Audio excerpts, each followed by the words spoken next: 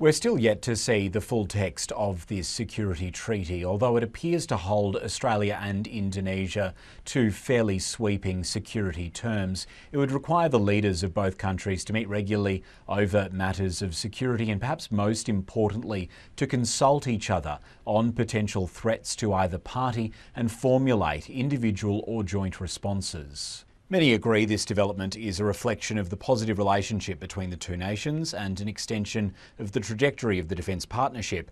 A cooperation agreement was finalised just last year, so the speed in which this treaty has been finalised is quite extraordinary. For Indonesia, it does test its boundaries of non-alignment, although some say the treaty does appear to give some wiggle room. It is fitting with Prabowo Subianto's approach on the world stage, a leader who has been meeting with President Trump, President Xi and President Putin, expanding relationships as he goes. Some say it's an approach that isn't exactly coherent, while others feel it's important that he pursues agreements with major powers in an uncertain time. What this agreement with Australia can give Indonesia is some counterbalance as it improves its defence ties with China. Many in the region are watching China's assertiveness in the South China Sea very closely.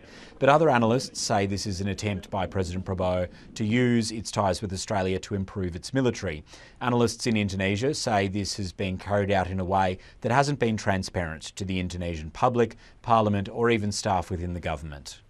There's very little information available that this agreement has been made openly to civil society. And the circle that I know within the Ministry of Foreign Affairs was also not aware of the process going into this agreement. It's expected this treaty will be signed early in the new year, accompanied by a visit to Jakarta by Prime Minister Anthony Albanese.